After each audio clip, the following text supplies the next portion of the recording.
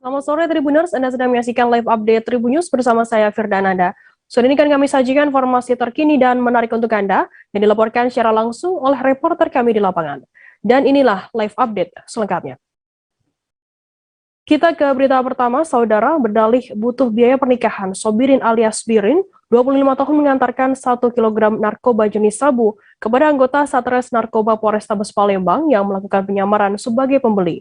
Pemuda itu diketahui warga Kecamatan Muara Lakitan, Kabupaten Musirawas, ditangkap di Jalan Al-Falah, Kelurahan Senin 10 Januari. Saat gelar perkara pada Rabu 12 Januari pagi, Birin mengakui perbuatannya. Ia mengaku mendapatkan upah sebesar 10 juta rupiah untuk sekali mengantarkan barang haram tersebut.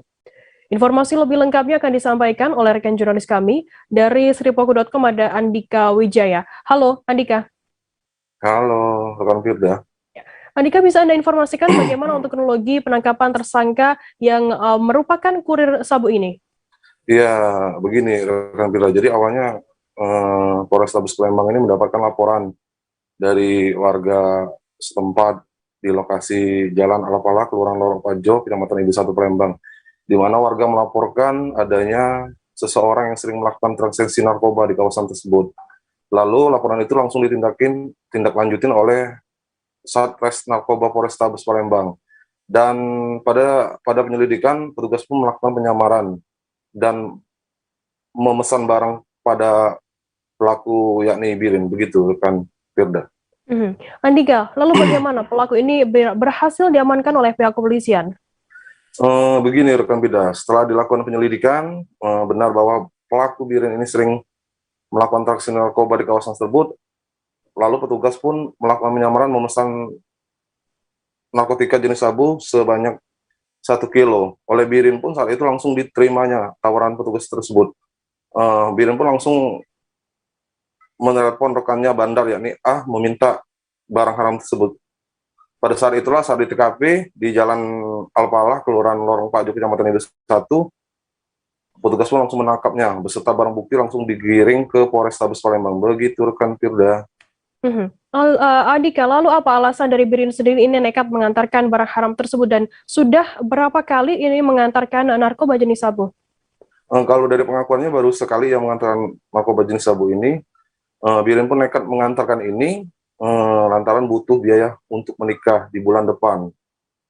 Birin pun nekat juga mengantarkan barang ini karena diupah dengan uang 10 juta.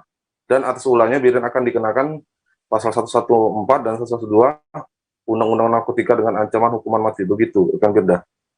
Baik, terima kasih rekan jurnalis dari sripoku.com Andika Wijaya atas laporannya. Tribuners, jurnalis kami tadi juga sudah menghimpun keterangan dari Kapolrestabes Palembang, Kombes Pol Muhammad Ngajib. Berikut liputannya untuk Anda. Hari ini kita press release untuk hasil pengungkapan prestasi daripada anggota Polrestabes Palembang mengungkap kasus narkoba jenis sabu sebanyak 1 kg lebih. Kita ungkap kasus narkoba ini dari seorang yang berinisial S, yang dimana yang bersangkutan telah mengambil barang narkoba jenis sabu dari kiriman dari Jakarta. Dan hari ini tentunya kita akan kembangkan terus sampai habis, sampai kita punya visi Palembang bebas narkoba. Dan juga terhadap pelaku kita lakukan tindakan tegas terukur karena yang bersangkutan melakukan perlawanan terhadap anggota. Bandar atau kurir? Saat ini hasil daripada pemeriksaan dan pengembangan yang bersangkutan di samping sebagai kurir juga sebagai menggunakan pengakuannya sudah 2 tahun, kemudian juga selaku pengedar. Barang narkotikanya disimpan di mana, Bang? Modusnya, Bang? Kalau modusnya, jadi yang bersangkutan mendapatkan paket, jumlah paket ya. Ini ada kotak susu ini, kotak paket ini. Kita sudah mendapatkan informasi itu, kita kejar, kita lakukan penyelidikan, untuk kita dapatkan. Berarti narkoba ini tersimpan dalam kotak susu? Iya, ada di dalam kotak susu ini. Itu banyak. Kiriman paket.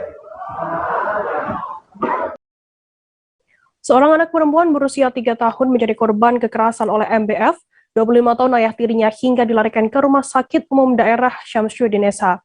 Ketua Tim Penanganan Informasi dan Komplain RS Syamsuddin, Dr. Muhammad Yusuf Ginanjar mengatakan, korban dirawat sekitar 3 hari. Saat masuk ke IGD, korban mengalami luka memar di bagian wajah dan mata, diduga akibat disiksa oleh ayah tirinya sendiri. Informasi lebih lengkapnya akan disampaikan oleh rekan jurnalis kami dari Tribun Jabar, ada Dian Hardiansyah di sana. Halo Dian. Ya, halo, selamat sore Mbak. Ya, Dian, bisa Anda informasikan bagaimana untuk kronologi kejadian penganiayaan tersebut? Ya, baik, rekan Firda. Sebelumnya memang orang tua ataupun ayah tirinya ini sering melakukan pemukulan terhadap anak tirinya secara diam-diam di rumahnya, sering dan bahkan sering dipergoki warga sekitar. Kemudian pada 4 hari kemudian anaknya mengeluh sakit dan sering nangis malam. Kemudian si ibunya menanyakan salah satu orang yang bisa mengobati, dikhawatirkan ada hal gangguan lain. Namun ternyata setelah orang tuanya atau ibunya tersebut menanyakan kepada tetangga, ternyata ibunya sangat kaget bahwa anaknya tersebut disiksa oleh anak tirinya sendiri. Demikian. Dian, bagaimana kemudian kondisi terkini dari korban sendiri? Ya, korban sendiri sempat dirawat di rumah sakit selama 3 hari. Korban mengalami luka memar akibat dipukul sering oleh ayah tirinya tersebut. Berdasarkan hasil pemeriksaan dokter spesialis, bahwa korban mengalami patah tulang di bagian kepala akibat sering dipukuli. Demikian. Apakah saat ini terduga pelaku yakni ayah tiri dari korban sendiri sudah diamankan oleh pihak kepolisian? Ya, terduga pelaku ataupun ayah tirinya tersebut sudah ditangkap oleh Polres Sukabumi Kota dan saat ini tengah menjalani penyelidikan oleh Polres Sukabumi Kota untuk penanganan lebih lanjut. Demikian. Baik, terima kasih rekan jurnalis dari Tribun Jabar Dian Hardiansyah atas laporannya. Tribuners, jurnalis kami tadi juga sudah menghimpun keterangan dari Ibtu Kartiwan Sutarma, KBO Satreskrim Polres Sukabumi Kota, dan juga Ketua Tim Penanganan Informasi dan Komplain Rumah Sakit Syamsuddin, Dr. Muhammad Yusuf Ginanjar. Berikut liputannya untuk Anda.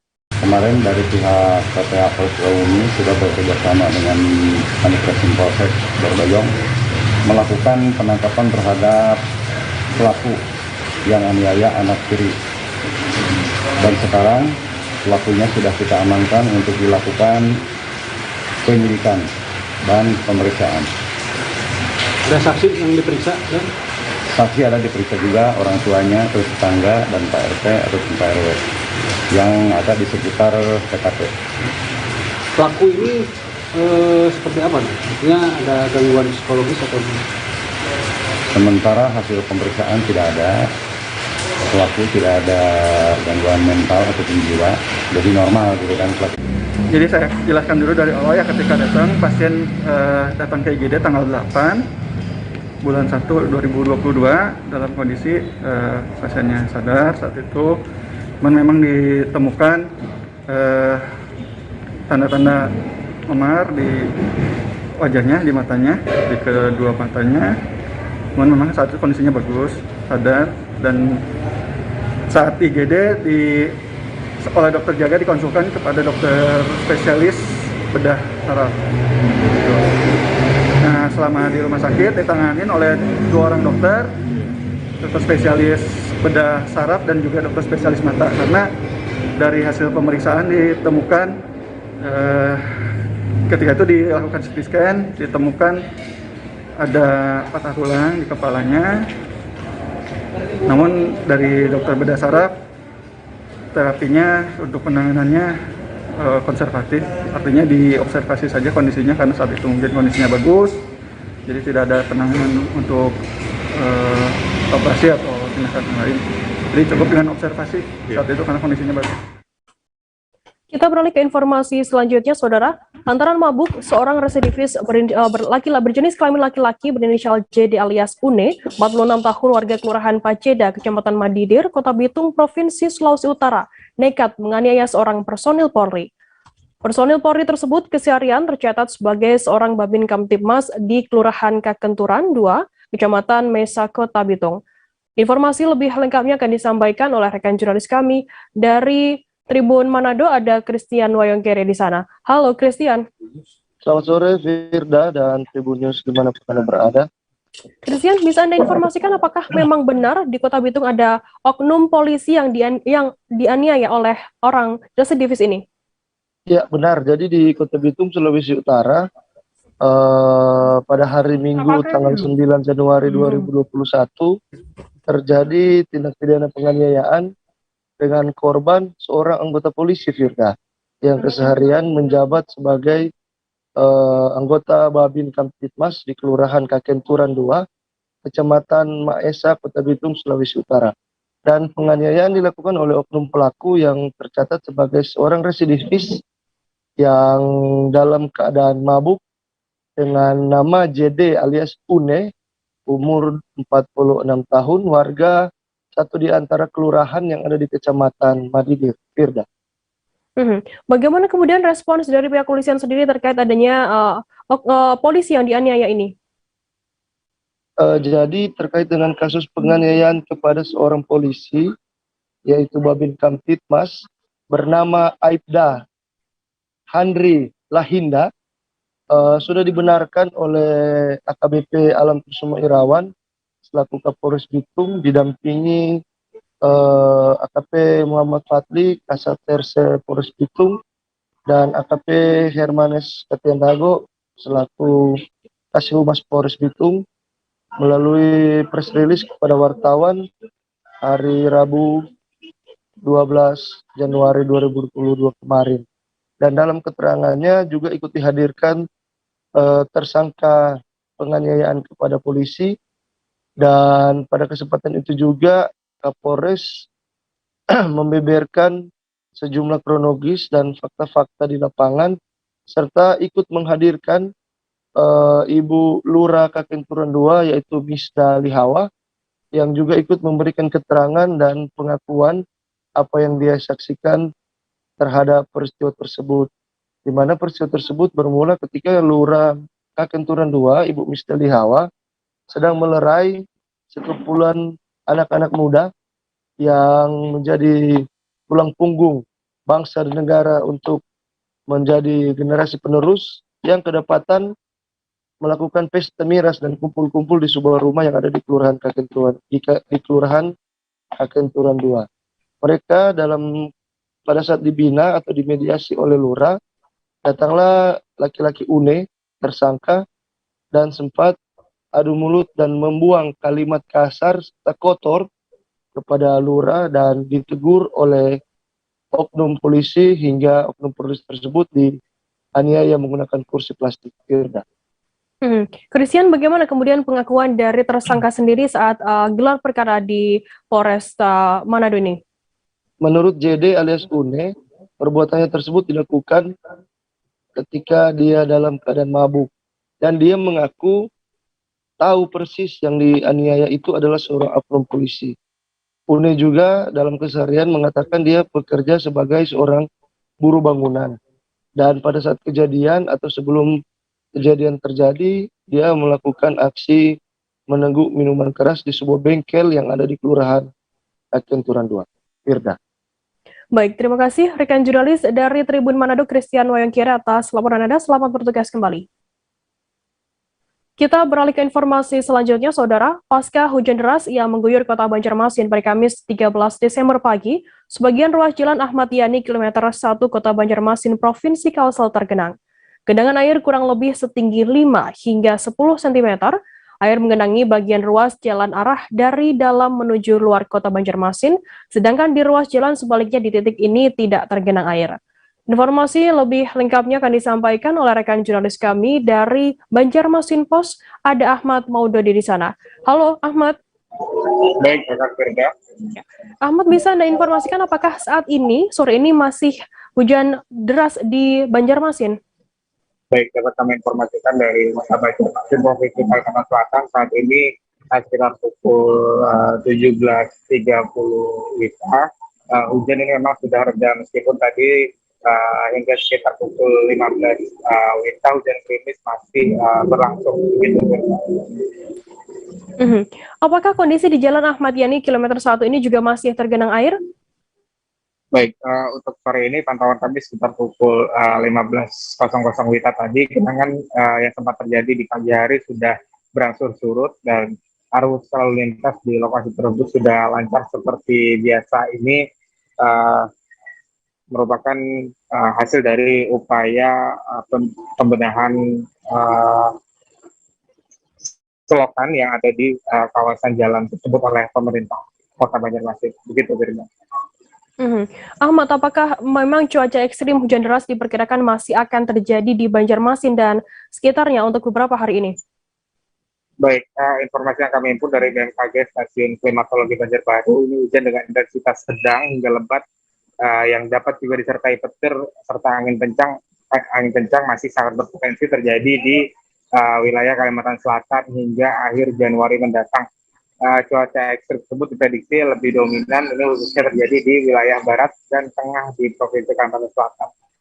Masih dari informasi BMKG Stasiun Klimatologi Banjarbaru juga, penyebab angin cuaca ekstrim ini di awal tahun 2022 ini terjadi karena kelembapan udara yang cukup tinggi di atmosfer di atas wilayah Kalimantan Selatan sehingga bentukan awan-awan konvektif yang cukup signifikan ini kemungkinan terjadi dan berpotensi menjadi hujan deras. Demikian, Firda. Baik, terima kasih rekan jurnalis dari Banjarmasin Pos Ahmad Maududi atas laporan Anda. Selamat bertugas kembali. Kita beralih ke informasi selanjutnya, Saudara. Sampah kayu dan bambu dari daerah aliran Sungai Riam Kiwa yang hanyut kini merusak jembatan penghubung antar desa di Desa Pingaran Ilir, Kecamatan Astambul, Kabupaten Banjar, Provinsi Kalimantan Selatan, Rabu 13 Januari. Akibatnya, kondisi lantai dan tiang jembatan berbahan kayu ulin miring. Dinas Pekerjaan Umum, Penataan Ruang, dan Pertanahan Kabupaten Banjar menurunkan anggota dari bidang sumber daya air untuk membersihkan sampah dari jembatan. Informasi lebih lengkapnya akan disampaikan oleh rekan jurnalis kami dari Banjarmasin Pos, ada Mukhtar Wahid di sana. Halo, Mukhtar. Halo, Firda. Ya. Mukhtar, bisa Anda informasikan saat ini bagaimana untuk kondisi jembatan tersebut?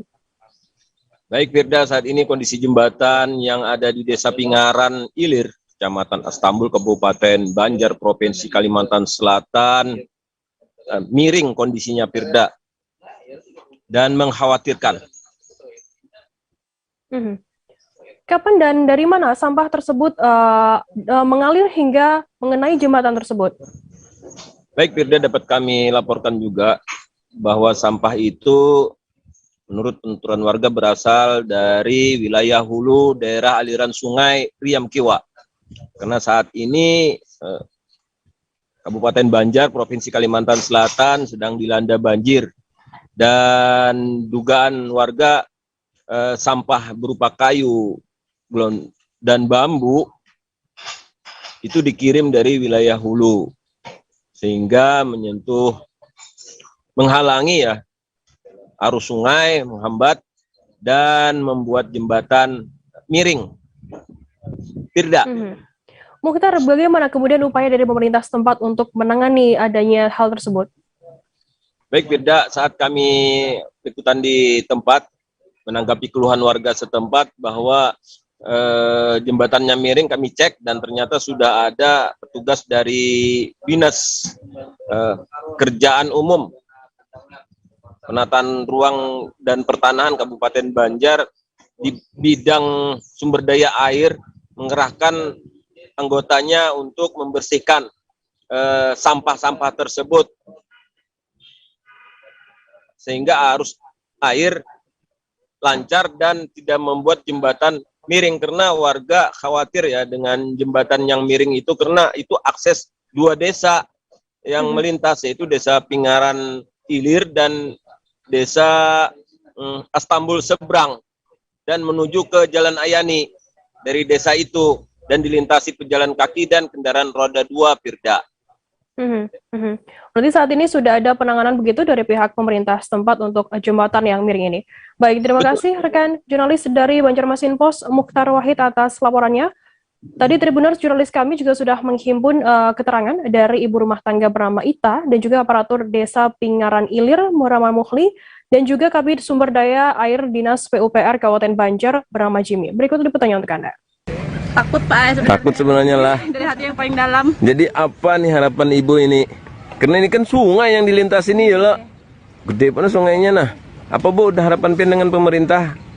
Secepatnya Pak, Diperbaikilah. perbaiki atau diganti kah? Jembatan besi. Oh betul, nahap itulah ada betala gitu. Banyak anak-anak Pak sini.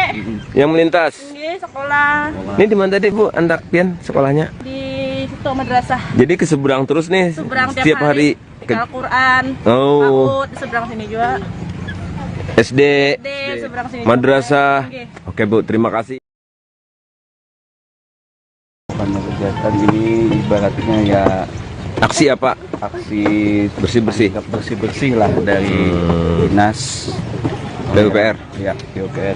Warga Bang terlibat juga. Warga ada juga terlibat Pak. Gitu. Jadi alhamdulillah warga juga terlibat.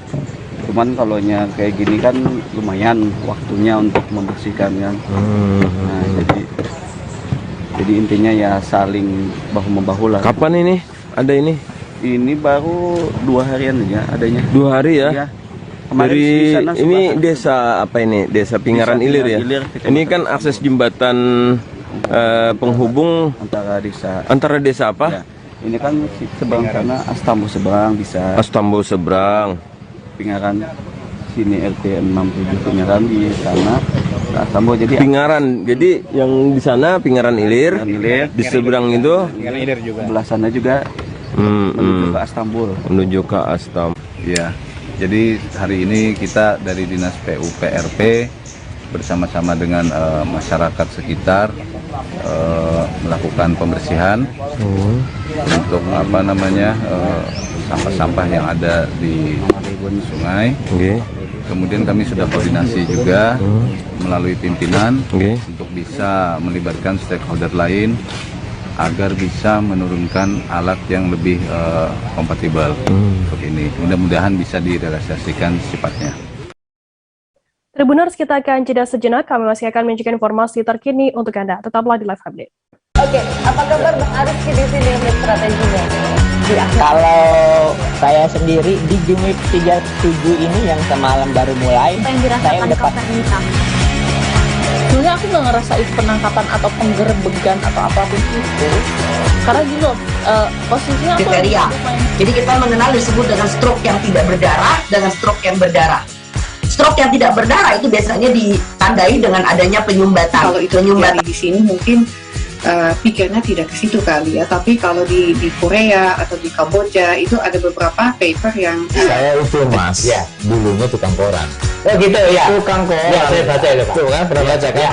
Jadi kalau saya jadi tangga itu udah bersyukur banget. Si anak ini dijadikan sebagai tersangka begitu.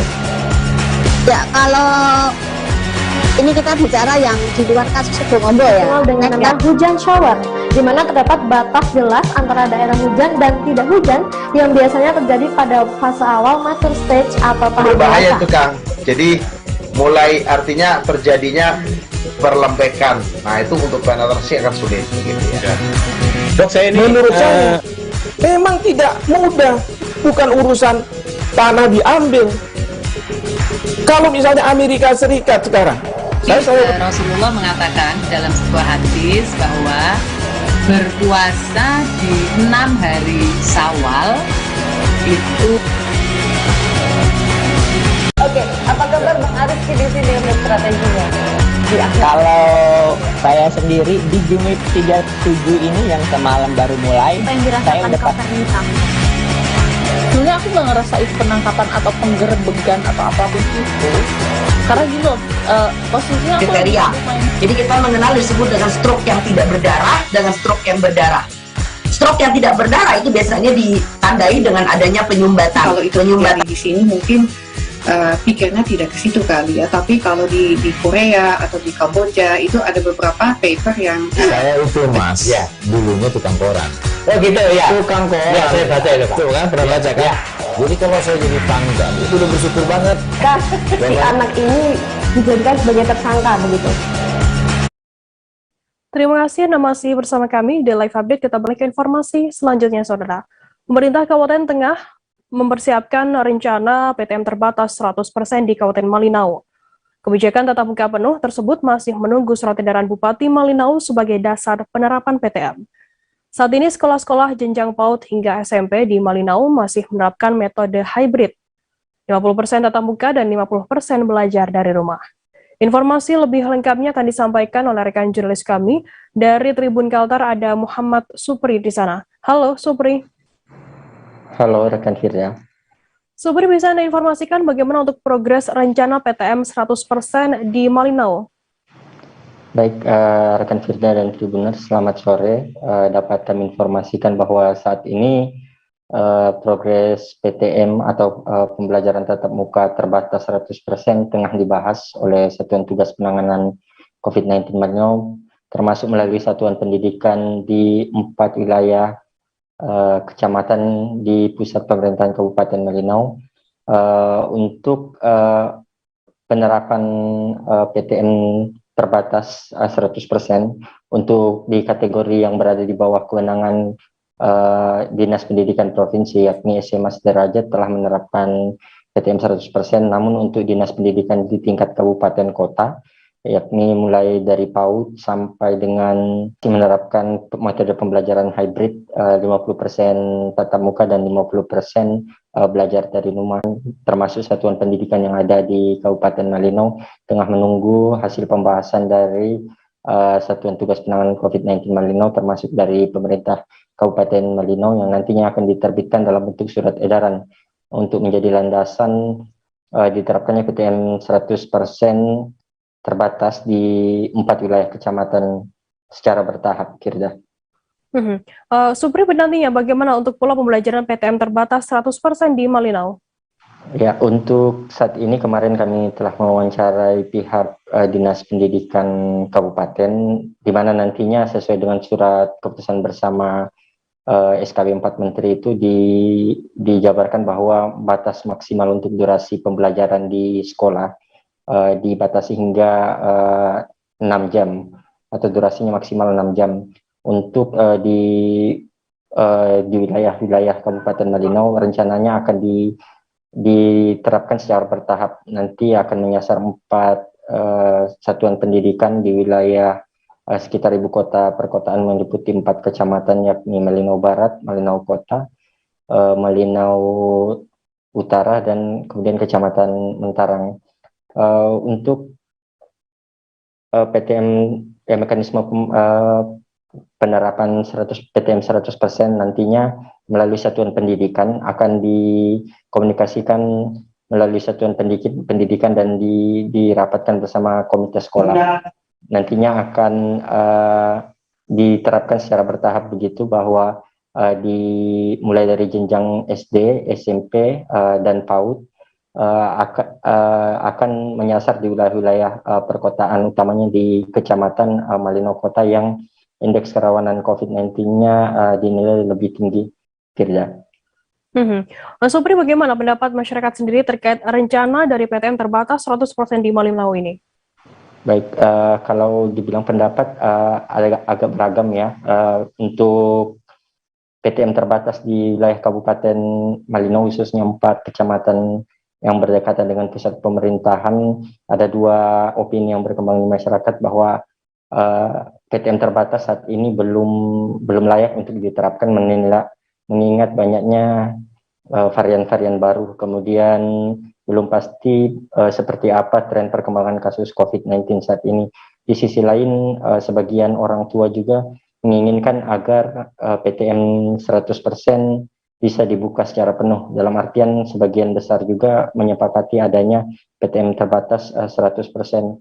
Namun kemarin kami sempat mewawancarai Ketua Komisi 1 Bidang Pendidikan Kabupaten Malinau, Dolvina Damus, menyatakan bahwa kebijakan 100%, PTM 100% ini harus ditimbang baik-baik oleh pemerintah, mengingat belum jelasnya tingkat tren penambahan kasus COVID-19 di daerah. Dikhawatirkan ketika nanti sekolah dibuka secara penuh kepada peserta didik akan menimbulkan masalah yang lebih serius ke depannya. Contohnya ada klaster sekolah yang di beberapa wilayah dinilai mulai menjadi salah satu masalah yang mendera wilayah. Untuk termasuk untuk vaksinasi, progres vaksinasi di wilayah perkotaan, menurut Komisi 1 Bidang Pendidikan DPRD Kabupaten Malinau menyarankan agar paling tidak ada presentasi seberapa banyak peserta didik, khususnya anak usia sekolah dasar usia 6-11 tahun yang sampai saat ini pun urung digelar karena presentasi untuk vaksinasi lansia belum mencapai 60%. DPRD juga mengusulkan agar ada target tentang berapa presentasi vaksinasi anak SD, anak usia sekolah 6-11 tahun yang nantinya dijadikan acuan untuk menggelar pembelajaran tatap muka 100% secara penuh dan kontinu. Firda. Baik, terima kasih rekan jurnalis dari Tribun Kaltara Muhammad Supri atas laporan Anda. Dan tadi Tribuners Supri juga sudah menghimpun keterangan dari Dr. John Felix Rudo Padang, Kepala Dinas Kesehatan PPKB Malinau. Berikut liputannya. Itu sudah 58,28%. Artinya 1,72%. Sekitar 60-an orang sebenarnya. Angka yang kecil, tetapi ya seperti kasus yang kita temui di Pulau Sapi, hanya sekitar 20% atau 25% dari yang datang yang bisa kita vaksin. Tapi kita terus melakukan langkah-langkah percepatan untuk meraih target 60% ini. Nah, untuk vaksinasi anak sekolah, kalau kita dalam target kita sih minggu kedua insya Allah bisa terrealisasi 60%. Karena percepatan merangkaknya itu 0,8-0,7. Jadi kalau kita lihat pertambahan harian, mudah-mudahan dalam 2 minggu ke depan ini kita bisa masuk ke sana. Dan untuk vaksinasi 6-11 tahun, kita baru 8 provinsi se-Indonesia yang. Kita beralih ke informasi selanjutnya, Saudara. Ayahanda dari Wali Kota Kendari Zulkarnain Kadir, Haji Abdul Qadir, meninggal dunia pada Kamis 13 Januari hari ini. Ayah dari Zulkarnain tersebut berpulang di rumah jabatan atau rujab Wali Kota sekira pukul 1 dini hari lebih 20 menit waktu Indonesia Tengah. Kepala Bidang Informasi dan Komunikasi Dinas Komunikasi dan Informatika atau Kabid Infokom Diskominfo Kendari, Heri Asha, membenarkan kabar tersebut. Untuk mengetahui informasi lebih lengkapnya, saat ini kami sudah tersambung dengan jurnalis dari Tribun News Ultra, ada Amelda Devi yang akan melaporkannya langsung dari sana. Halo, Amelda. Halo, rekan Firda. Ya, Amelda, mungkin bisa Anda informasikan bagaimana kondisi terakhir ayah dari Wali Kota Kendari ini? Iya, Firda. Jadi informasi kabar duka ini yang kami peroleh dari Kabid Kominfo Kota Kendari yang membenarkan kabar duka kepulangan ayahanda. Ya, disampaikan kondisi terakhir almarhum dalam kondisi yang baik dan sehat. Jadi meninggalnya almarhum ini bukan karena mengidap penyakit tertentu, dan kabar duka ini memang sempat membuat kaget beberapa kerabat karena memang diketahui almarhum Haji Abdul Qadir ini masih dalam kondisi sehat. Seperti itu, Firda. Amelda, bagaimana suasana rumah duka seusai berpulangnya almarhum Haji Abdul Qadir ini? Ya, Firda. Jadi suasana rumah duka yang berada di rumah jabatan Wali Kota Kendari sejak pagi berdatangan silih berganti para pelayat mengucapkan bela sungkawa, ya, mulai dari masyarakat kemudian pejabat-pejabat di lingkup pemerintah Kota Kendari, kemudian dari organisasi perangkat daerah di lingkup Kota Kendari juga, bahkan pihak dari Danrem dan pihak kepolisian di Kota Kendari juga hadir di rumah duka untuk mengucapkan bela sungkawa. Tak hanya itu, Firda, hingga sore tadi rangkaian bunga terus berdatangan memadati halaman rumah duka. Ya, rangkaian bunga itu datang dari berbagai pihak, baik yang mengenal dekat almarhum maupun keluarga almarhum, seperti itu, Firda. Amelda, untuk lokasi pemakaman dari almarhum Haji Abdul Qadir ini di mana lokasinya? Ya, jadi setelah disolatkan sholat jenazah di rumah jabatan siang tadi setelah sholat zuhur, jenazah diiringi dibawa ke tempat pemakaman umum Punggolaka di Jalan Pekuburan, Kelurahan Punggolaka, Kecamatan Puatu, Kota Kendari, Sulawesi Tenggara. Ya, jadi memang untuk di Kota Kendari sendiri di sana adalah tempat pemakaman umum yang menjadi lokasi tempat pemakaman warga Kota Kendari. Seperti itu, Firda. Baik, terima kasih rekan jurnalis dari Tribun News Ultra Amelda Devi atas laporannya. Selamat bertugas kembali. Kita beralih ke informasi selanjutnya, Saudara. Polda Metro Jaya resmi membentuk tim patroli perintis presisi Polda Metro Jaya sebagai unit untuk mencegah gangguan Kamtibmas Ibu Kota. Kapolri Jenderal Polisi Sigit Prabowo mengatakan berharap tim patroli perintis presisi Polda Metro Jaya bisa menjadi unit pencegahan Kamtibmas yang humanis. Selain itu, tim ini diharapkan mampu memberikan edukasi Kamtibmas dalam setiap pencegahan gangguan Kamtibmas di wilayah hukum Polda Metro Jaya. Informasi lebih lengkapnya akan disampaikan oleh rekan jurnalis kami dari tribunnews.com, ada Fandi Permana di sana. Halo, Fandi.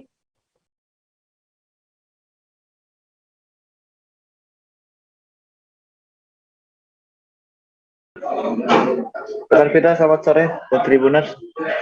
Anda bisa informasikan apa saja arahan dari Kapolri Jenderal Polisi Sigit Prabowo sendiri kepada tim patroli perintis presisi Polda Metro Jaya ini? Baik, rekan Firda dan Tribuners, selamat sore. Bahwa tadi pagi di Polda Metro Jaya Jakarta telah dilakukan apel dalam rangka peluncuran pasukan tim patroli perintis presisi Polda Metro Jaya sebagai unit untuk mencegah gangguan Kamtibmas di ibu kota dan juga di seluruh jajaran Polres di wilayah hukum Polda Metro Jaya.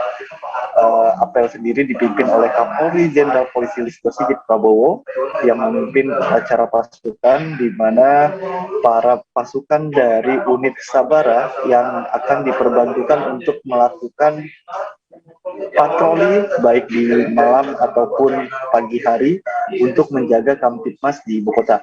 Arahan dari Jenderal Listio Sigit sendiri bahwa pasukan yang nantinya akan bertugas harus melaksanakan protap dengan sebaik mungkin dan juga melakukan tugas secara humanis dan presisi sebagaimana moto Polri yang dipimpin oleh Kapolri Jenderal Listio Sigit Prabowo.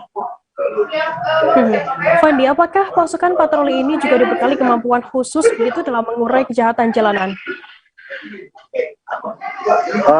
Untuk kemampuan khusus, pastinya pasukan yang saat ini sudah terbentuk sebelumnya sudah menempa pendidikan dan juga pelatihan di SPN Lido, Sukabumi, Jawa Barat, sehingga nanti ketika mereka bertugas mereka akan memiliki kemampuan edukatif, dialogis, dan juga humanis, di mana dalam setiap penindakan gangguan Kamtibmas, para pasukan tim patroli presisi Polda Metro Jaya tidak hanya langsung melakukan tindakan represif, namun ditekankan untuk melakukan pencegahan secara preventif dan juga memberikan edukasi kepada para masyarakat tentang gangguan Kamtibmas dan juga dilengkapi dengan berbagai alat yang mumpuni untuk mendukung kerja dari tim patroli presisi Polda Metro Jaya. Fandi, lalu bagaimana untuk proses atau protap sendiri, protap kerja yang menjadi tugas dari tim patroli perintis presisi Polda Metro Jaya ini? Sebagaimana telah diarahkan oleh Kapolda Metro Jaya pada bulan November lalu bahwa tim patroli perintis presisi ini merupakan penggabungan dari jajaran unit patroli Sabara yang ada di tingkat Polres di kota maupun wilayah hukum Polda Metro Jaya, di mana sebelumnya kita tahu bahwa ada tim atau unit patroli seperti tim Bymas Backbone dan lain-lain di jajaran Polres Polda Metro Jaya akan digabungkan menjadi satu, menjadi tim patroli presisi Polda Metro Jaya. Untuk protapnya sendiri nantinya akan diintegrasikan, akan dimantapkan sistem command center di pusat pelayanan Halo Polisi 110, di mana masyarakat yang mendapati atau hendak ingin melaporkan gangguan Kaptibmas bisa menghubungi nomor tersebut. Nanti akan dilakukan quick response atau respon cepat dari para pimpinan dari pasukan patroli tim presisi Polda Metro Jaya, dan keberadaan dari command center itu akan diintegrasikan sehingga segala aktivitas dan juga kegiatan dari pasukan tim patroli presisi Polda Metro Jaya akan selalu termonitor 24 jam dan akan selalu dilakukan evaluasi dari setiap kegiatan yang dilakukan oleh tim patroli perintis Polda Metro Jaya. Firda. Baik, terima kasih rekan jurnalis dari Tribunnews.com Fandi Permana atas laporan Anda. Selamat bertugas kembali. Kita beralih ke Jawa Timur. Saudara, Badan Pertanahan Nasional atau BPN Kabupaten Malang, Jawa Timur mencatat masih banyak sekali tanah di wilayahnya yang masih belum tersertifikasi. Kepala BPN Kabupaten Malang, Laode Asrofil menerangkan, tanah di Kabupaten Malang yang telah tersertifikasi tak lebih dari 40% dari jumlah keseluruhan sebanyak 1.400.000 bidang tanah. Informasi lebih lengkapnya akan disampaikan oleh rekan jurnalis kami dari Surya Malang, ada Erwin Wicaksono di sana. Halo Erwin. Halo, selamat sore Firda. Erwin, bisa Anda informasikan apa yang membuat capaian sertifikasi tanah di Malang sendiri belum bisa mencapai 100%? Ya benar, hingga memasuki tahun 2022 ini, capaian sertifikasi tanah di Kabupaten Malang masih belum mencapai persentase 100%. Hal tersebut dikarenakan karena data-data yang akan validitasnya dari BPN Kabupaten Malang untuk dilakukan pendaftaran tanah PTSL masih belum valid ataupun ada kendala-kendala internal yang menyertai pendaftaran tanah tersebut. Berdasarkan informasi yang kami dapat dari BPN Kabupaten Malang menerangkan bahwa permasalahan internal tersebut diantaranya ada permasalahan internal seperti hak warisan yang masih belum mendapatkan kata mufakat dari para penerimanya, sehingga hal tersebut harus diselesaikan terlebih dahulu untuk kemudian dapat mendapatkan sertifikat resmi dari pemerintah. Nah, apa kendala-kendala tersebutlah yang menyebabkan belum masifnya penyebaran sertifikat atau penerapan PTSL di Kabupaten Malang masih belum menyeluruh atau masih belum masif hingga kini. Begitu tidak? Berapa total untuk luas bidang tanah di Malang sendiri, Erwin? Ya, berdasarkan informasi yang kami gali dari Kepala BPN Kabupaten Malang, Laode Asrofil menerangkan jumlah bidang tanah di Kabupaten Malang yang sudah terdata oleh BPN, yakni sebanyak 1.400.000 bidang, tersebar di 33 kecamatan dan 390 desa.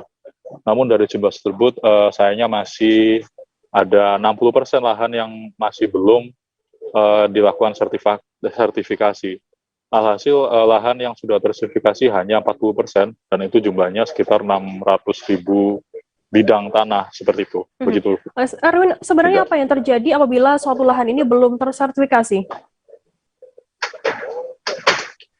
Ya, menilik dari informasi yang kami dapat dari BPN mengkhawatirkan jika tanah tersebut belum juga dilakukan sertifikasi, namun klaim pemilikan tanah itu sudah ada, maka akan dikhawatirkan akan terjadi sengketa.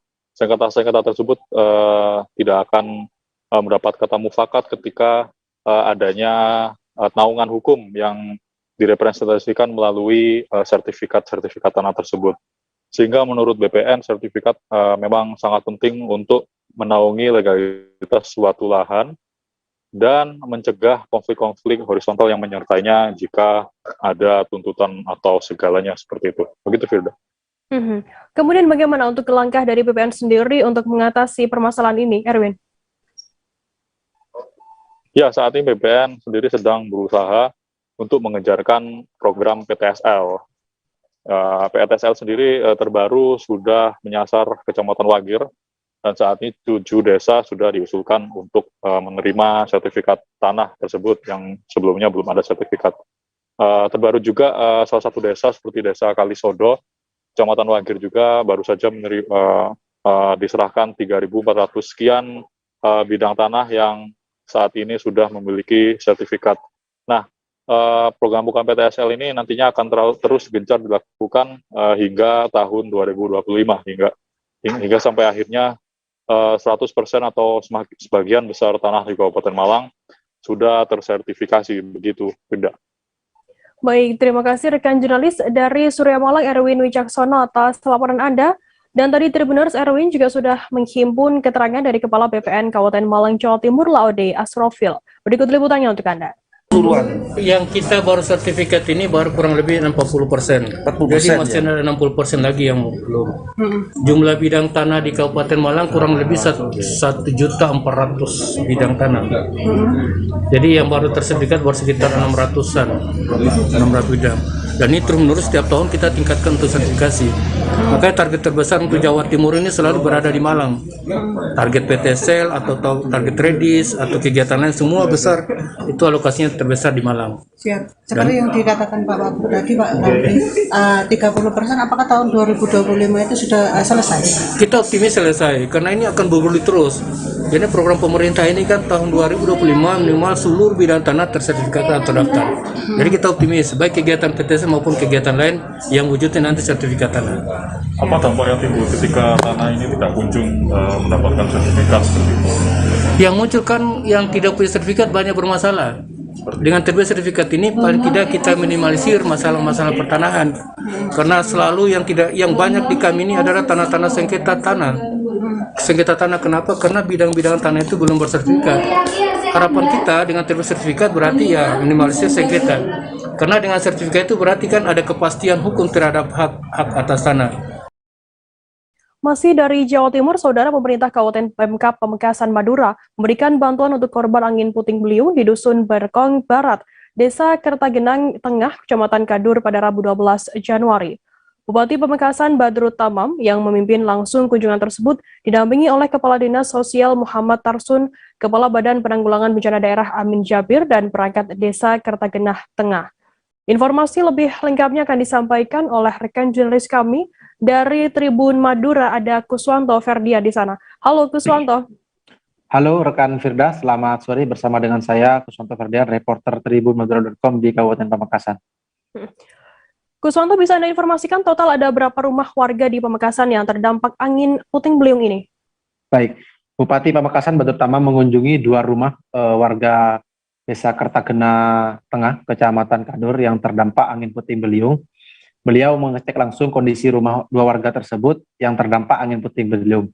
Di lokasi Firda tanpa berserakan seluruh asbes yang dikunjungi oleh Bupati Pamekasan ini di rumah pertama tanpa asbesnya berserakan, begitu pula sebagian genting-gentingnya ada yang pecah begitu. Bupati mengunjungi rumah tersebut tidak hanya melihat dari luar tapi juga mengecek dari kondisi dari bagian dalam. Nah, 2 warga tersebut saat tiba di lokasi, beliau langsung diberikan bantuan oleh Bupati Pamekasan. Bantuan tersebut terdiri dari bantuan sembako, ada selimut, ada juga beberapa peralatan dapur dan juga peralatan perlengkapan mandi. Begitu, rekan Firda. Adakah mungkin korban jiwa dalam peristiwa angin puting beliung kali ini? Kuswanto. Baik. Berdasarkan hasil wawancara yang sudah kami himpun dengan kedua korban, alhamdulillah tidak ada korban jiwa saat peristiwa terjadinya angin puting beliung tersebut. Untung saja saat terjadinya angin puting beliung tersebut sebelum maghrib, si pemilik rumah sedang berada di rumah yang satunya, sehingga saat terjadi angin puting beliung dan saat asbesnya itu terangkat oleh angin dan sebagian dari atap plafonnya juga terangkat oleh angin, si milik rumah yang bersangkutan berada di rumah yang satunya, sehingga tidak ada korban jiwa dalam peristiwa ini. Begitu rekan Firda. Kuswanto, terkait bantuan yang diberikan oleh Bupati Pamekasan sendiri, apa saja bentuk bantuan yang diberikan kepada keluarga terdampak angin puting beliung ini? Baik, selain bantuan sembako dan peralatan dapur dan juga peralatan mandi dan sebagainya itu, ada selimut, ada juga kebutuhan pokok begitu ya. Bupati Pamekasan juga memerintahkan kepada Dinas Sosial dan juga kepada Kepala Desa serta juga kepada camat setempat agar segera mendata 2 rumah tersebut yang terdampak angin puting beliung yang kerusakannya cukup parah untuk segera diajukan ke Dinas Sosial dan juga ke Dinas Perumahan begitu untuk mendapatkan bantuan. Nah, selain itu Bupati minta data tersebut segera untuk diserahkan kalau bisa pada hari ini juga, sehingga nantinya rumah tersebut bisa segera diperbaiki dan pemilik rumah segera menempati rumah yang nantinya akan diperbaiki oleh pemerintah Kabupaten Pamekasan. Begitu rekan Firda. Baik, terima kasih rekan jurnalis dari Tribun Madura, Kuswanto Ferdianata. Selamat Anda dan selamat bertugas kembali. Tribuners, usai jeda kami akan kembali dengan informasi menarik lainnya, tetaplah di Live Update. Oke, apa kabar Bang Arif di sini untuk strateginya? Kalau saya sendiri di Jumip 37 ini yang semalam baru mulai, saya udah sebenarnya aku nggak ngerasa itu penangkapan atau penggerbegan atau apapun itu, karena gini loh, posisinya aku kriteria. Jadi kita mengenal disebut dengan stroke yang tidak berdarah dengan stroke yang berdarah. Stroke yang tidak berdarah itu biasanya ditandai dengan adanya penyumbatan. Kalau itu terjadi di sini mungkin pikirnya tidak ke situ kali ya, tapi kalau di Korea atau di Kamboja itu ada beberapa paper yang saya itu mas, ya dulunya tukang koran. Oh gitu ya, tukang koran. Ya saya baca ya Pak. Tuh kan pernah baca kan? Ya. Jadi kalau saya jadi tanggal itu udah bersyukur banget. Si anak ini dijadikan sebagai tersangka begitu. Ya kalau ini kita bicara yang di luar kasus Sebongombo ya. Dengan nama hujan shower, di mana terdapat batas jelas antara daerah hujan dan tidak hujan yang biasanya terjadi pada fase awal mature stage atau tahap berbahaya itu Kang. Jadi mulai artinya terjadinya perlembekan. Nah itu untuk penetrasi akan sulit gitu ya. Dok, saya ini menurut saya memang tidak mudah, bukan urusan tanah diambil. Kalau misalnya Amerika Serikat sekarang, Rasulullah mengatakan dalam sebuah hadis bahwa berpuasa di 6 hari Syawal itu. Oke, apa kabar Bang Arif di sini untuk strateginya? Kalau saya sendiri di Jumip 37 ini yang semalam baru mulai, saya udah sebenarnya aku nggak ngerasa itu penangkapan atau penggerbegan atau apapun itu, karena gini loh, posisinya aku kriteria. Jadi kita mengenal disebut dengan stroke yang tidak berdarah dengan stroke yang berdarah. Stroke yang tidak berdarah itu biasanya ditandai dengan adanya penyumbatan. Kalau itu terjadi di sini mungkin pikirnya tidak ke situ kali ya, tapi kalau di Korea atau di Kamboja itu ada beberapa paper yang saya itu mas, ya dulunya tukang koran. Oh gitu ya, tukang koran. Ya saya baca ya Pak. Tuh kan pernah baca kan? Ya. Jadi kalau saya jadi tanggal itu udah bersyukur banget. Si anak ini dijadikan sebagai tersangka begitu.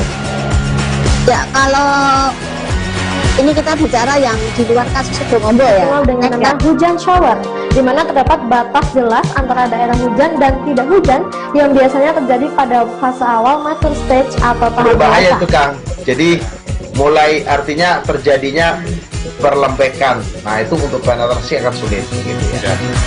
Dok, saya ini menurut saya memang tidak mudah, bukan urusan tanah diambil.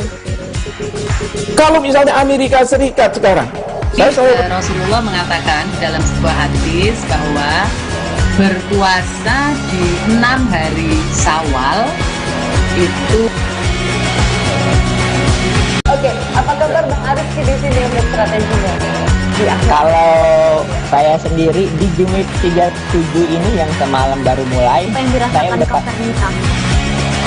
sebenarnya aku nggak ngerasa itu penangkapan atau penggerbegan atau apapun itu, karena gini loh, posisinya aku kriteria. Jadi kita mengenal disebut dengan stroke yang tidak berdarah dengan stroke yang berdarah.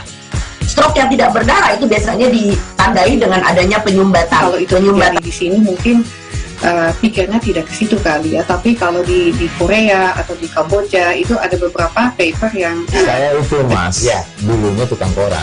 Oh gitu ya, tukang koran. Ya saya baca itu pak. Tuh kan pernah baca kan. Jadi kalau saya jadi tanggal itu udah bersyukur banget. Si anak ini dijadikan sebagai tersangka begitu. Ya kalau ini kita bicara yang di luar kasus Sebongondo ya. Dengan nama hujan shower, di mana terdapat batas jelas antara daerah hujan dan tidak hujan yang biasanya terjadi pada fase awal mature stage atau tahap Berbahaya dewasa. itu Kang. Jadi mulai artinya terjadinya perlembekan. Nah itu untuk penetrasi akan sulit. Gitu, ya. Dok, saya ini menurut saya memang tidak mudah, bukan urusan tanah diambil.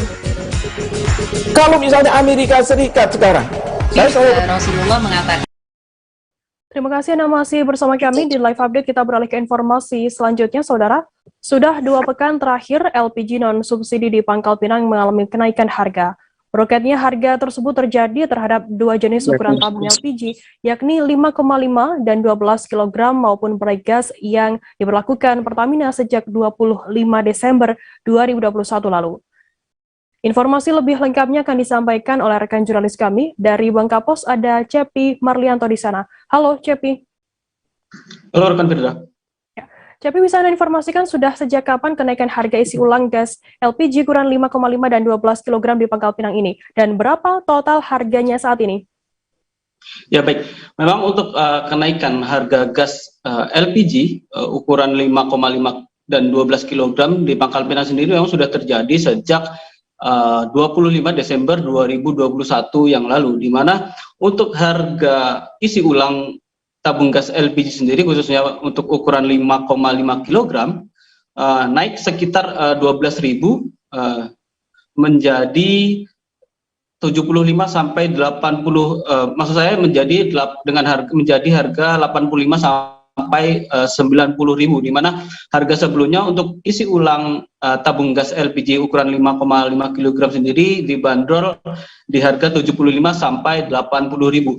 Kemudian untuk harga gas LPG ukuran 12 kg sendiri naik sekitar 23.000, di mana harga sebelumnya yakni mencapai 155 sampai 170.000, kini menjadi 180 sampai 185.000 per tabungnya. Begitu rekan Firda. Cepi, imbas dari naiknya harga gas ini, apakah masyarakat banyak yang beralih menggunakan LPG 3 kg atau seperti apa informasinya? Baik, memang berdasarkan keterangan dari pihak pangkalan sendiri yang sempat kami wawancarai kemarin, memang imbas dari naiknya harga LPG 5,5 dan 12 kg sendiri mengakibatkan sejumlah masyarakat beralih menggunakan tabung gas ukuran 3 kg, yang mana semestinya tabung gas tersebut, subsidi tersebut diperuntukkan bagi masyarakat miskin, di mana hal itu berdasarkan keterangan dari pangkalan memang sudah terjadi sejak 2 pekan terakhir. Hal itu dibuktikan dengan meningkatnya jumlah penjualan tabung gas 3 kg di pangkalannya, khususnya bagi masyarakat kota Pangkal Pinang. Begitu rekan Firda. Apakah dengan banyaknya masyarakat yang beralih menggunakan LPG 3 kg ini, stok gas melon tersebut masih tetap aman? Baik, memang berdasarkan keterangan dari pihak pangkalan sendiri yang sempat kami wawancarai kemarin, ya ini Ariansa sendiri mengatakan bahwa untuk stok gas tabung melon sendiri memang dipastikan aman, di mana setiap harinya pangkalan sendiri mendapatkan tambahan sekitar 3 sampai 4 LO, di mana setiap LO-nya sendiri terdiri dari terdapat 560 tabung, belum lagi dengan supply yang setiap harinya, di mana dapat mencapai 4 sampai 5 mobil per harinya. Begitu rekan Fidra. Cepi, dari kenaikan harga tersebut apa yang diharapkan para agen sendiri maupun pangkalan gas yang ada di Pangkal Pinang? Ya baik, memang untuk harapan para pemilik pangkalan ataupun agen gas yang ada di kota Pangkal Pinang sendiri mengharapkan pemerintah Provinsi Kepulauan Bangka Belitung khususnya untuk segera melakukan penerapan fuel card atau kartu kendali, di mana seperti yang kita tahu memang Pemprov Bangka Belitung sejak tahun 2021 kemarin sudah melaunching penggunaan fuel card khususnya untuk pembelian tabung gas 3 kg yang bersubsidi, di mana fuel card tersebut diharapkan dapat mengantisipasi pembeli yang tidak sesuai dengan prosedur yang telah ditetapkan sebagaimana yang telah ditetapkan oleh Provinsi Kepulauan Bangka Belitung untuk pembeli tabung gas 3 kg sendiri, yakni seperti masyarakat miskin, kemudian nelayan dan petani yang memang sudah sesuai dengan kriteria yang telah ditentukan. Begitu rekan Firda.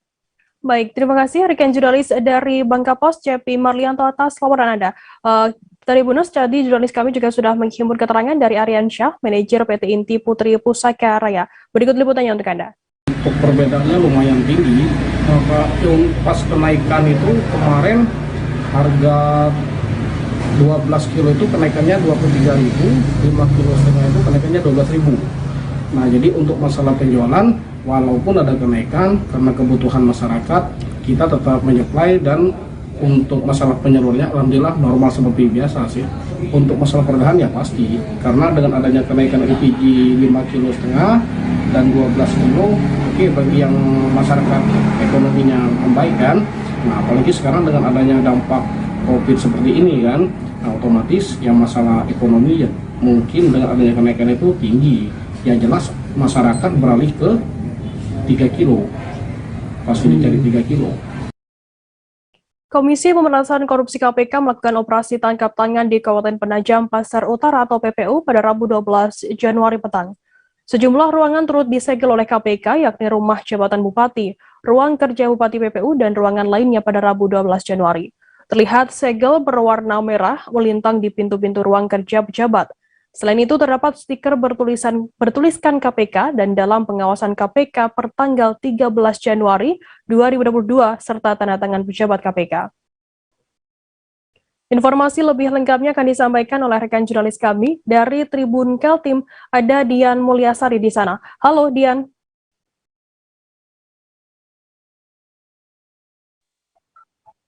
Baik, di studio ya, saya Dian, wartawan Tribun melaporkan dari Kabupaten Penajam Pasir Utara.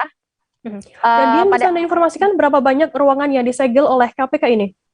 Sejauh ini ada 4 ruangan yang disegel oleh KPK. Pertama itu di rumah jabatan Bupati, kemudian di ruangan kerja Bupati Penajam Pasir Utara di kilometer 9, kemudian ruang kerja PLT Sekda Mulyadi, kemudian ruang kerja Kepala Dinas PUPR Edi Hasmoro.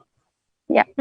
Dian, bisa Anda mungkin informasikan mengenai proses kemarin penggeledahan yang dilakukan oleh KPK sendiri? Baik, KPK diketahui menggelar OTT operasi tangkap tangan di 2 tempat, yaitu di Jakarta dan Kalimantan Timur pada Rabu 12 Januari 2022 petang. Kemudian di Kalimantan sendiri, di wilayah Kabupaten Penajam Pasir Utara, KPK menggeledah rumah jabatan Bupati sekitar pukul 1. Kemudian berpindah, penggeledahan dilakukan pada waktu dini hari di ruang jabatan Bupati di kilometer 9. Kemudian dilanjutkan di ruang Sekda dan di ruang Kepala Dinas PUPR. Informasi terkini, AGM terjaring operasi tangkap tangan di sebuah mal di Jakarta bersama sebanyak 7 orang ditangkap di Jakarta, kemudian 4 orang lainnya di Kalimantan Timur. Dan informasi terbaru melalui foto yang beredar, Kepala Dinas PUPR dan Kepala Kamar Dagang Asdar sudah baru sampai di Gedung Merah Putih KPK yang tadi. Untuk barang bukti yang disita oleh pihak KPK sendiri, mungkin ada informasi terkait hal ini, Dian? Informasi terbaru sejumlah uang rupiah, begitu. Tapi untuk totalnya belum diketahui. Baik, terima kasih rekan jurnalis dari Tribun Kaltim Dian Mulyasari atas laporan Anda. Selamat bertugas kembali. Kita beralih ke informasi selanjutnya, Saudara. Dengan menunggangi sepeda motor custom Kawasaki, Presiden Joko Widodo bersama sejumlah menteri meninjau kesiapan sirkuit Mandalika pada Kamis 13 Januari. Tiba di bandara sekitar pukul 12 waktu Indonesia Tengah, Presiden Joko Widodo meninjau kesiapan fasilitas Bandara Internasional Lombok untuk menyambut tamu saat event MotoGP. Informasi lebih lengkapnya akan disampaikan oleh rekan jurnalis kami dari Tribun Lombok, ada Sirtu Vilaili di sana. Halo Sirtu. Halo, selamat sore Firda. Ya. Sirtu, bisa Anda informasikan apa saja agenda kunjungan Presiden Joko Widodo di sana? Ya, hari ini Presiden Republik Indonesia Joko Widodo berkunjung ke Lombok, Nusa Tenggara Barat, tepatnya di kawasan ekonomi khusus, untuk meninjau kesiapan sirkuit Mandalika menjelang gelaran balap MotoGP pada 20 Maret tahun 2022 mendatang. Dan setelah Presiden tadi siang tiba di Bandara Internasional Lombok, kemudian beliau langsung mengecek bagaimana kesiapan fasilitas dan infrastruktur yang ada di bandara. Setelah itu dengan menggunakan motor custom Kawasaki 175 ini yang Pak Presiden bersama rombongan jumlah menteri dan ditemani gubernur menggunakan sepeda motor melakukan peninjauan terhadap infrastruktur pendukung, yakni bypass yang menghubungkan Bandara Internasional Lombok ke kawasan ekonomi khusus. Ini merupakan akses utama bagi para penonton nanti MotoGP yang akan menyaksikan balap para pembalap dunia yang beraksi di sirkuit Mandalika. Dan dalam tinjauannya Pak Presiden mengunjungi sejumlah lokasi termasuk taman-taman di sepanjang jalan, dan poin utamanya yang ada di Bundaran Songgong yang ada di Desa Sukadana di Kabupaten Lombok Tengah yang merupakan pintu masuk sebelah timur kawasan ekonomi khusus.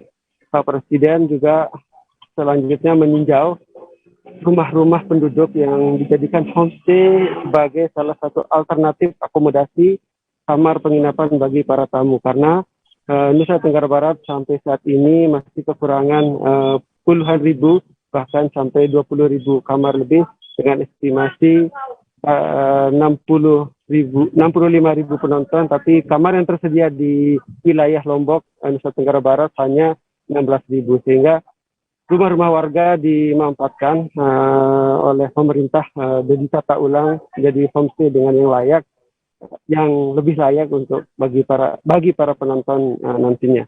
Dan terakhir tadi Pak Presiden Jokowi juga melanjutkan serangkaian agenda kunjungannya ya, setelah dari mengunjungi homestay, kemudian juga meninjau kesiapan akhir dari progres terkini dari penataan di sirkuit Mandalika.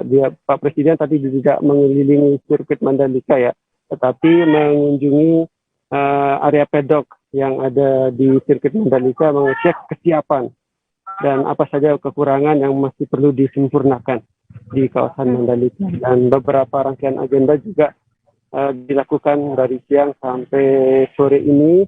Pak Presiden direncanakan menginap malam ini di Lombok, Nusa Tenggara Barat, untuk melanjutkan agenda besok ke Pulau Sumbawa untuk meresmikan bendungan Bintang Bano di Sumbawa. Demikian berdasarkan rangkaian agenda Pak Presiden hari ini. Sirtu, kemudian apa saja yang menjadi catatan dari Presiden sendiri dalam kunjungannya tadi? Ya, Pak Presiden menekankan supaya area-area ruang terbuka termasuk di jalan-jalan utama ditata supaya lebih ditata rapi dan dipercantik. Presiden menginginkan seluruh akses terlihat rapi dan tentunya bisa menghadirkan nuansa yang ramah dan indah bagi para penonton yang akan nonton balap di sirkuit Mandalika. Sejumlah area juga harus termasuk jalan itu diperlebar, kemudian tidak hanya jalan, lampu-lampu, kemudian juga taman juga harus dipercantik kembali. Itu menjadi catatan, sehingga termasuk juga kesiapan SDM dan sebagainya itu menjadi salah satu hal yang ditekankan oleh Presiden. Jangan sampai event besar yang mempertaruhkan nama Indonesia ini ada kesalahan sedikit. Presiden tidak ingin ada kesalahan sedikit pun karena ini menyangkut nama baik negara Republik Indonesia di mata dunia. Sirtu, untuk saat ini bisa Anda ceritakan bagaimana persiapan dari sirkuit Mandalika sendiri untuk menghadapi MotoGP nanti? Ya, sejauh ini sirkuit arena lintasan sendiri sudah 100% siap karena kemarin di Jalan World Superbike juga sudah diselenggarakan di sini sehingga tidak ada masalah terkait sirkuit. Nah, sampai saat ini panitia penyelenggara juga terus menyempurnakan beberapa fasilitas dan kekurangan yang ditemukan saat World Superbike November tahun 2021 kemarin. Sekarang siang malam di sini pekerja termasuk di dalam sirkuit juga terus disempurnakan, termasuk dari tribun-tribun penonton yang ada di sirkuit juga terus didatangkan. Dan informasinya tribun penonton di MotoGP akan lebih bagus dari yang World Superbike karena didatangkan baru dari Perancis dan Jepang dan sebagian tribun dari Cina diimpor. Dan di luar sirkuit juga penataan kawasan infrastruktur pendukung juga terus digenjot seperti jalan dan saluran drainase sehingga tidak terjadi banjir atau genangan air selama penyelenggaraan balap MotoGP mendatang. Baik, terima kasih rekan jurnalis dari Tribun Lombok, Sirtu Birlaili atas laporan Anda. Selamat bertugas kembali. Dan tadi Tribuners Sirtu juga sudah menghimpun keterangan dari Presiden Joko Widodo di sirkuit Mandalika. Berikut ini pertanyaan untuk Anda. Dalam rangka MotoGP di bulan Maret, baik itu yang berkaitan dengan persiapan kedatangan di airport, mulai dari masuknya seperti apa, sudah PCR atau belum, sudah vaksinasi atau belum, kemudian juga simulasi untuk loading unloading seperti apa, dan yang kedua yang berkaitan dengan penataan landscape dari bandara menuju ke Mandalika. Sudah mulai dipercantik dengan bunga-bunga, di bukit-bukit tertentu juga dihijaukan kembali sehingga pada saat tamu-tamu datang dari Mandalika, dari airport menuju ke Mandalika sudah kelihatan lebih cantik dan lebih indah. Dan yang ketiga saya juga cek di sirkuit terutama kesiapan organisasi dalam menghadapi nanti MotoGP di Maret. Kesulitan apa yang dihadapi, akomodasi seperti apa, persiapan transportasi, hotel, pesawat seperti apa, semuanya kita tadi cek satu persatu. Insya Allah semuanya dalam kondisi siap. Ya, itu aja. Provinsi Jawa Timur secara resmi melakukan kick-off vaksinasi booster COVID-19 pada Rabu 12 Januari kemarin.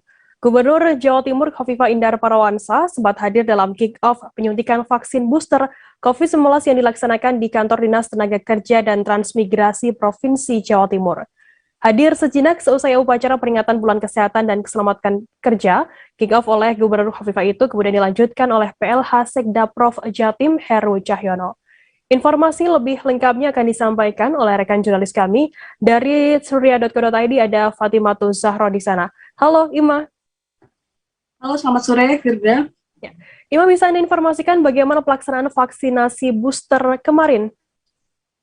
Ya, secara resmi Gubernur Jawa Timur Ibu Khofifah Indar Parawansa melakukan kick-off untuk pelaksanaan vaksinasi booster COVID-19 pada hari kemarin siang.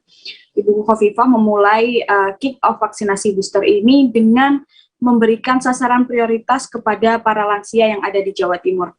Untuk kemarin saat kick-off diselenggarakan di 4 daerah, yaitu di Surabaya, Sidoarjo, kemudian di Gresik, dan juga di Kabupaten Lamongan.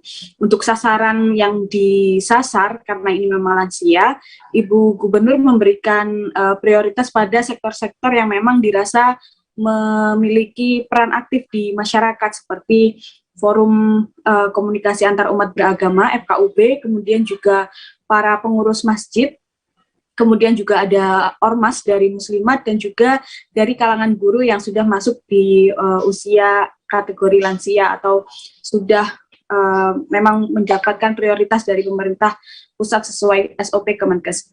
pada saat kemarin memang antusias para penerima vaksin booster ini cukup banyak. Mereka dilakukan beberapa syarat ketika sebelum disuntikan vaksinasi booster, yaitu menunjukkan sertifikat vaksin yang terintegrasi di Peduli Lindungi seperti itu. Mereka dipastikan sudah menerima vaksin dosis kedua dan telah berjangka 6 bulan dari vaksinasi lengkap dosis 1 dan 2 seperti itu.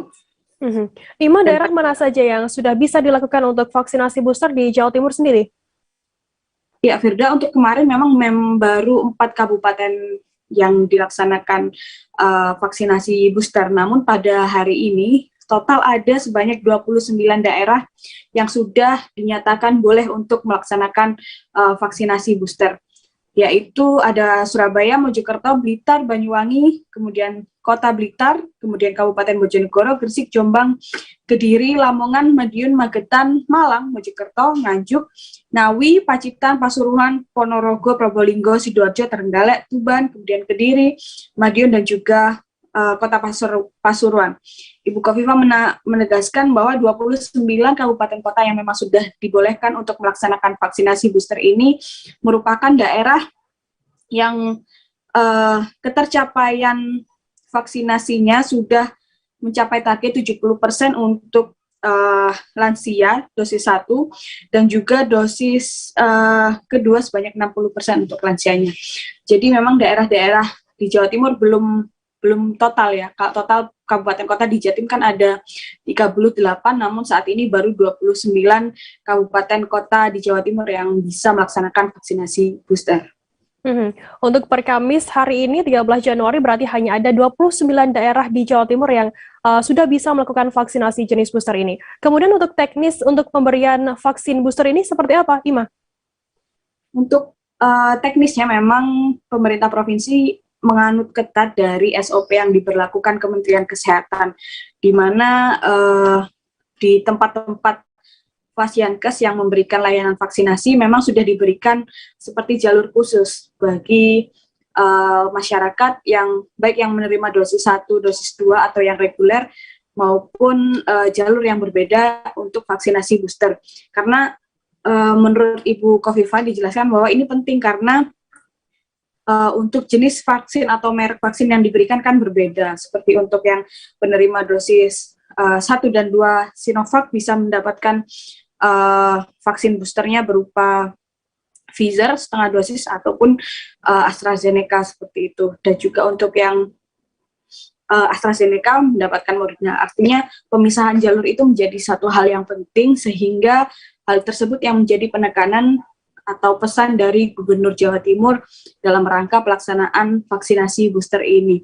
Nah, kemudian Firda yang bisa saya sampaikan bahwa untuk kepesertaan atau masyarakat yang bisa menerima vaksinasi booster ini terkendala salah satunya dari Peduli Lindungi, bahwa memang ada beberapa masyarakat yang seharusnya dia sudah menerima dosis 1 dan dosis 2 belum mendapatkan sertifikat lengkapnya, misalnya dosis yang kedua belum keluar sertifikatnya ataupun tidak terintegrasi dengan Peduli Lindungi, sehingga mereka yang seharusnya sudah bisa mendapatkan tiket untuk mendapatkan vaksinasi booster belum bisa secara langsung atau otomatis untuk mendapatkan panggilan mendapatkan vaksinasi booster. Baik, terima kasih rekan jurnalis dari surya.co.id Fatimatus Zahro atas laporannya. Tadi Tribuners, jurnalis kami juga sudah menghimpun keterangan dari Gubernur Jawa Timur, Hovifah Indar Parawansa. Berikut liputannya untuk Anda. Vaksin booster di Sidoarjo, di Gresik, di Lamongan, dan Surabaya. Kemudian kenapa Pemprov melakukan kick-off di kantor Dinas Ketenagakerjaan? Karena sekalian kita apel dan upacara bulan K3. Jadi kalau K3 keselamatan dan kesehatan kerja, pasti di dalamnya saat-saat seperti sekarang ini juga ada hal yang justru sangat strategis untuk perlindungan kesehatan dan keselamatan tenaga kerja, yaitu vaksinasi. yang sudah divaksin 2 kali dan sudah 6 bulan, mereka diharapkan segera melakukan layanan-layanan terdekat bisa diakses untuk ikut vaksinasi booster. Ada syarat-syarat kalau yang vaksinasi primernya jenis vaksin apa, maka boosternya apa. Kualifikasi seperti itu sudah disosialisasikan oleh Kemenkes, kemudian oleh Dinkes, dan saya rasa seluruh nakes sudah terkonfirmasi. Hari ini tetap kita harus lakukan percepatan vaksinasi terutama untuk lansia. Kemudian mereka yang ada di layanan-layanan lini terdepan, pelayanan-pelayanan publik, dan jangan lupa untuk remaja karena memang untuk SMA, SMK sudah PTM. Begitu juga untuk anak-anak umur 6 sampai 11 tahun. Jadi artinya bareng. Yang belum vaksinasi anak-anak, lansia atau belum lengkap dosis kedua untuk lansia dan remaja, pastikan seluruh kabupaten kota melakukan percepatan. Kemudian yang sudah sekarang bisa dimulai untuk booster. Polres Sorong Kota, Polda Papua Barat kembali menggelar pertemuan bersama para pelaku usaha baik supermarket, hotel, dan lainnya di Kota Sorong, Papua Barat. Langkah ini merupakan tindak lanjut dari pertemuan sebelumnya untuk memberlakukan scan barcode Peduli Lindungi yang sebelumnya dinilai hingga kini belum efektif. Informasi lebih lengkapnya akan disampaikan oleh rekan jurnalis kami dari Tribun Papua Barat, ada Safwan Asari Rahrusun di sana. Halo Safwan. Halo, selamat malam Firda. Safwan, bisa informasikan mengapa Polres Sorong Kota ini kembali menggelar pertemuan dengan pelaku usaha di Kota Sorong?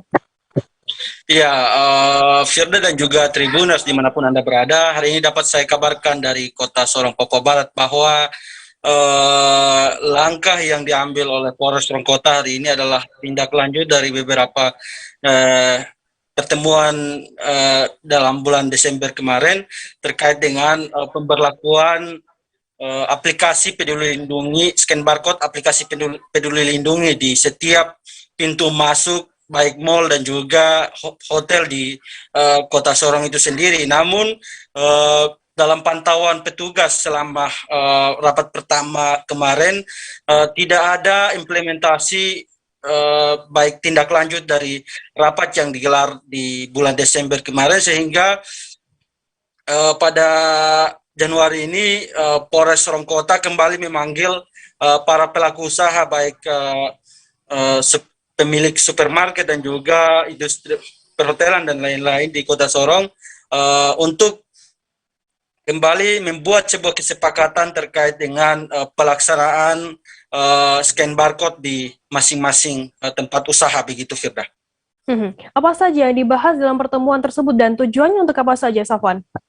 Ya, hal penting terkait dengan pembahasan kali ini adalah merealisasikan poin-poin percepatan vaksinasi melalui kegiatan-kegiatan scan barcode di seluruh tempat usaha maupun hotel, sehingga wali kota Kota Sorong sendiri bisa segera mencapai target vaksinasi yaitu 70% begitu. Setelah pertemuan ini, Safwan, apa langkah yang harus diambil ketika para pelaku usaha tidak menindaklanjuti hasil pertemuan tadi? Ya, tadi Kapolres Sorong Kota juga menegaskan bahwa kalau misalkan setelah pertemuan ini dan tidak lagi berjalan seperti yang sebelumnya, maka otomatis pihaknya akan mengambil alih dan menempatkan petugas. Kalau misalkan tidak ada mereka kekurangan petugas dari kepolisian, maka mereka akan bekerja sama dengan TNI untuk menempatkan para petugas baik TNI Polri di seluruh pintu masuk ke swalayan dan juga hotel. Kalau misalkan masih membandel, maka otomatis ditegur, setelah itu izinnya langsung dicabut, begitu Firda. Baik, Tribuners, jurnalis kami tadi juga sudah menghimpun keterangan dari Kapolres Sorong Kota AKBP Ari Nyoto Setiawan. Berikut liputannya untuk Anda. Ini kan tidak lanjut ya, beberapa kali sudah kita undang para pelaku usaha, terutama perhotelan dan perbelanjaan.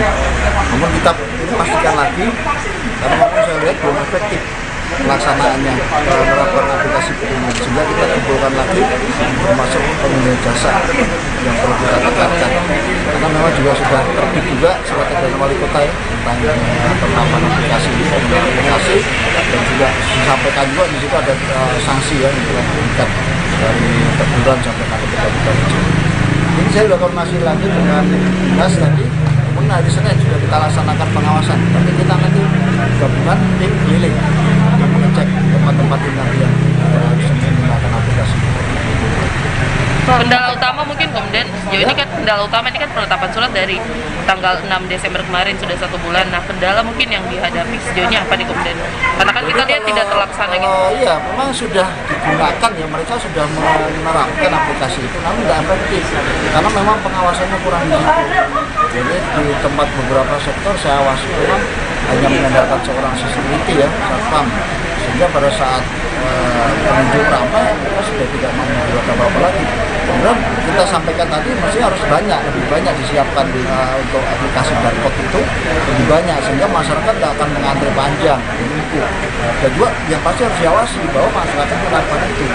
Kemudian di sini juga kita sampaikan juga tadi harus menggunakan pengecekan fisik, karena masyarakat banyak yang tidak menggunakan HP Android ya, yang tidak bisa aplikasi itu, ini pakai HP. Masih dari Papua Barat, Saudara, Ikatan Pemuda Mahasiswa Pelajar K, Sorong Raya, Papua Barat kembali turun melakukan aksi penggalangan dana untuk korban banjir di Kota Jayapura, Papua. Koordinator Lapangan IPMPK Sorong Raya Christian Renmaur mengatakan aksi ini merupakan bagian dari wujud kepedulian masyarakat di Kota Sorong terhadap korban banjir di Jayapura. Masih bersama kami, jurnalis dari Tribun Papua Barat, Safwan Ashari Raharusun, yang akan melaporkannya langsung dari sana. Halo, Safwan. Halo, selamat malam, Firda. Safwan, bisa Anda informasikan bagaimana pantauan Anda di lapangan terkait aksi galang dana yang dilakukan oleh IPMPK ini? Ya, Firda dan juga Tribuners dimanapun Anda berada, hari ini dapat saya kabarkan dari Kota Sorong, Papua Barat, bahwa hingga dengan hari ini, masyarakat di Kota Sorong masih melakukan penggalangan dana, termasuk masyarakat pemuda dan juga mahasiswa K di Kota Sorong. Tampak berdasarkan pantauan kami di lapangan, ada sejumlah pemuda termasuk pemuda K masih saja melakukan penggalangan dana. Pasalnya hingga hari ini para pengungsi masih berada di tenda-tenda tempat-tempat pengungsian, dan berdasarkan keterangan dari petugas-petugas di Jayapura, hingga saat ini masih ada masyarakat yang butuh bantuan, sehingga mereka masih melakukan penggalangan dana di sejumlah lampu merah di Kota Sorong begitu. Total jumlah berapa anggota yang diturunkan dan ditargetkan akan sampai kapan untuk galang dana ini? Ya, berdasarkan keterangan yang kami peroleh dari koordinator lapangan gerakan aksi peduli untuk Kota Jayapura, untuk pemuda K sendiri hari ini melakukan aksi dan mengerahkan kurang lebih 20 anggota, yang mana terdapat pemuda dan juga unsur mahasiswa di dalamnya, yang rencananya akan dilakukan kurang lebih 3 hari, dan ini adalah hari kedua begitu. Apa yang menjadi harapan bagi pemuda K sendiri terkait aksi galang dana untuk korban banjir di Jayapura? Ya, terkait harapan pemuda K, mereka mengajak masyarakat, mereka mengajak masyarakat Kota Sorong untuk mengikuti ikut serta dalam membantu saudara-saudara yang sedang tertimpa musibah. Pasalnya beberapa waktu yang lalu Kota Sorong pun dilanda musibah banjir, dan saudara-saudara di Jayapura ikut membantu kita, sehingga ini adalah bentuk dari balas budi kita dari Kota Sorong untuk saudara-saudara di Kota Jayapura itu sendiri, Firda. Baik, terima kasih rekan jurnalis dari Tribun Papua Barat, Safwan Asari Raharusun atas laporan Anda. Dan tadi Tribuners, Safwan juga sudah menghimpun keterangan dari Koordinator Aksi Galang Dana Pemuda Kei Sorong Raya, Christian Renmaur. Berikut liputannya untuk Anda. Baik, terima kasih. Dari kegiatan yang kami lakukan adalah salah satu bentuk daripada peduli kasih kami terhadap saudara-saudara kita yang sedang mengalami bencana banjir dan juga tanah longsor yang beberapa hari lalu, khususnya tanggal 7 di Jayapura. Ini salah satu bentuk rasa peduli kami yang kami tunjukkan bagi saudara-saudara kami yang ada di sana. Ini semua dari pemuda Kei atau bagaimana? Ini sebagian dari pemuda NTT juga, tapi kami yang mendominasi sini dari pemuda Kei. Pemuda Kei ya. Semua anak mahasiswa. Oke, anak muda Kei dengan mahasiswa ya. Kira-kira berapa anggota yang diturunkan? Kami anggota yang kami turunkan sini sekitar 20 anggota. 20 anggota ya. Ini ada tidak target dari pemuda Kei sendiri untuk aksi kepada Galang Dana untuk Jayapura? Target kami dalam 3 hari ini minimalnya 15 juta. 15 juta ya. Selain Galang Dana, ada tidak macam pengumpulan pakaian bekas atau apa begitu? Ada, kami pengumpulan juga pakaian-pakaian bekas untuk kami kirim. Kirim. Oke. Ini rencananya sampai kapan? Aksi Galang Dana ini sampai hari Jumat, tanggal 15 nanti. Hari Jumat ya? Iya. Oke. Mungkin harapan kepada masyarakat Kota Sorong sendiri supaya... mungkin harapan dari kami sebagai mahasiswa Kei di Kota Sorong ini kepada masyarakat, mari kita sama-sama membantu setiap saudara-saudara kita yang di mana sedang mengalami bencana dan kita saling membantu membangun manusia yang mempunyai rasa sosial yang saling membutuhkan membantu satu sama lain. Informasi tadi sekaligus menutup perjumpaan kita dalam live update hari ini. Jangan lupa saksikan terus live update di seluruh kanal YouTube dan Facebook Tribun Network. Saya Firdana, wakil kurang bertugas pamit undur diri. Terima kasih dan sampai jumpa. Jangan lupa like, subscribe, dan share ya.